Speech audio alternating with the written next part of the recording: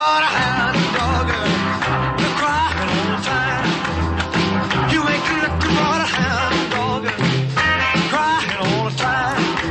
is Where You Live with Gene and Tony. We've been talking about my a favorite hound song. dog. Yeah. We'll have to talk about your past as a rock and roll star. We're broadcasting from the Concierge Landscape Studios. We're brought to you by Extreme Exteriors and American Family Insurance, the Kim Bennett Agency. Let's hear from the Community Associations Institute. The CAI Minute is brought to you by Start to Finish Maintenance Contractors. Start to Finish provides 24-hour service for all of your home and business maintenance needs. Call Start to Finish at 952-259-1219 for your home, for your business, for your peace of mind. Are you a member of the Community Associations Institute? For nearly 40 years, CAI has provided education and resources to volunteer homeowners who govern community associations and the professionals who support them. Visit caionline.org to learn more. The address again is caionline.org. CAI helps community associations board members by providing online resources, in-person training, and hard copy publications written by association management experts.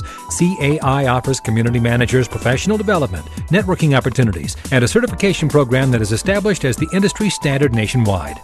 Minnesota has its own chapter of the Community Associations Institute to bring resources and tools from community associations around the country right to your home. Visit www.cai-mn.com to learn more and become a member of CAI today. Your community and management company will benefit from your involvement. Join the Community Associations Institute today at cai-mn.com and click on membership. So what's our next story, Gene? Our next story is coming from California. Folks, you probably heard this in the news this past week. The city of Stockton, California, has now filed for bankruptcy and is making history by being, I think, the largest city to date to file bankruptcy.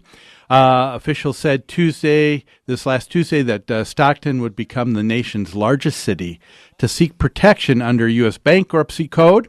The city stopped making bond payments, and the city manager, Bob Diaz, said he expects to file bankruptcy papers immediately. Stockton has been in negotiations with creditors since this last March. Apparently, a new California state statute requires mediation to take place before a municipality can file and reorganize their debt. But people said that mediation became just torturous, tedious, and what some people called the death by 1,000 meetings. Mediation ended Monday night. Homeowners and people living in Stockton said this is a seminal moment in the city's history, and I needed to be there. But a lot of experts say that there's no clear answers to what comes next for Stockton. How its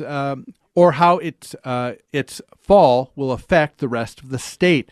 Other cities hit hard by the housing bust and state budget crisis are negotiating with employee unions for concessions and are watching to see if municipal bankruptcy proves medicine or poison. Well, we wanted to talk to this story and bring in some of the best legal minds available. And when we need answers, we turn to none other than a friend of the show, attorney Dan Greenstein with Bernick Lifson. Hello, Dan. Goodness. Hello. Hi, Dan. Hi, Tony. Your speaking fees have just gone up, sir. I'm counting on it. All right. All right. Well, you heard about this last week, Dan. What do you make of what's going on in Stockton, California? Well, I suppose an unemotional view of it is that the city is much like a nonprofit association. They take in money in the form of taxes and fees, and they run the city. They pay their debts. And apparently, they haven't done a very good job of it, and the economy's probably hurt them tremendously, and they're not able to take in enough money to pay the debts, and it sounds like they're left with no recourse.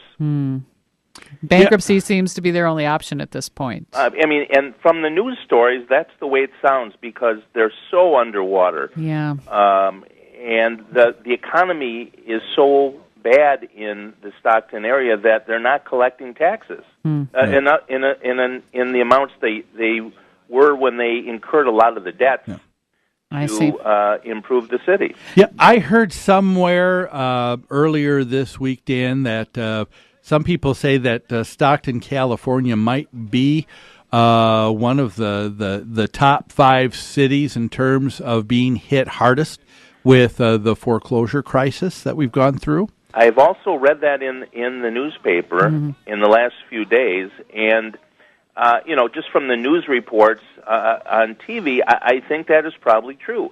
And one of the unfortunate things is once a city starts on a downfall and starts losing jobs and going through high numbers of foreclosures, nobody is interested really in coming in and taking a chance for quite a while. Yeah, I'm sure it takes a long time to sort of get back your reputation. Exactly. Yeah. Yeah, people who've gone through bankruptcy have said that it's been years. In fact, there's one person I know who went through a personal bankruptcy 22 years ago and still sees some of the effects of that today, 22 years later. Wow. Dear. So it sounds like the whole real estate crisis is one of the catalyst for this problem, right? When houses are foreclosed or people can't pay their bills, can't pay their taxes, just like our first story, the city suffers like a homeowners association would suffer. I think that's a big part of it because, I think that in the good times before, let's say, 2008, I think Stockton was expanding and then the city was doing a lot of improvements and borrowing. And I think what's happened in part is that because the economy's bad and there's been so many foreclosures, they no longer have the income coming into the city to pay all these debts that they did a number of years ago. Yeah. To me, if I could use an analogy, I remember talking to someone from another area. You're always comparing who has the worst weather, and we've got tornadoes well, here. We win that. Yeah. We've got tornadoes here in the Midwest. But someone said, living out where you have an earthquake, they said with a tornado, at least you can go in the basement and hide. But they said when you have an earthquake, you feel as if there's nothing around you for there's stability. Nowhere to go. And I got to believe that unlike personal bankruptcy, when you talk about a larger governance like a homeowner association, a city, that people are looking and say, this was, government's usually the true.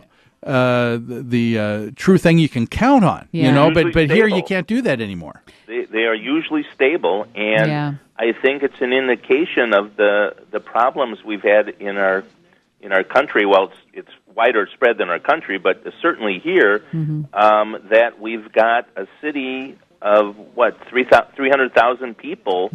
Filing for bankruptcy. Yeah. So some of the effects are going to be lack of services, I suppose. City employees will be losing jobs. Businesses will leave the area, right? I think so. I think all of the municipal employees are probably looking at cuts or layoffs. Yeah. I heard on the television they had some pension problems. They've got tremendous obligation to retired municipal workers. Yeah. And I don't know what's going to happen with that. Yeah. I think, that's something that we're hearing about over and over again, especially in not just Stockton, but in all of California, where we're just seeing a little bit more quickly what could be the case for so many other cities down the road, too, in making promises, and the revenue base isn't there to continue to make good on those promises. I'm probably a little bit naive about this topic, but I would say that in my mind the system of having a pension is kind of outdated, and it's kind of a relic from our past, and I don't know why it would continue on. There's been so many problems with companies being unable to make good on pension payments. And, back a little while ago when that Bernie Madoff Ponzi scheme hit, I read about a number of businesses that had all of their employees' pensions invested with Madoff, and they're gone. Yeah, just poof. Absolutely gone. Yeah. And so I agree with you, Dan. It seems like kind of an outdated notion, and I think I see a shift where that is going by the wayside, where companies can afford even, or cities can afford to offer a pension like that. I think so. It just does not seem to be a good plan any longer. Yeah. Let me ask you, Dan, now, when you file for bankruptcy, of course, that gives you the legal authority to stop making good on your promises to pay. But how does that affect the income, the receivables that the city would have? Very good question. In general, if there, I really haven't been through this with a city, but what I'm suspecting is, beginning on the day after they file for bankruptcy, they would be able to continue to collect the taxes and the fees and anything else that's due the city, and the court would simply oversee how those monies were spent by the city. Okay. Well, hey, can you stay on for one more segment, Dan? Happy to. Folks, we're talking to attorney Dan Greenstein. We're going to ask him after these messages about homeowner associations. Have they filed bankruptcy? What's that like for an HOA? More after these messages.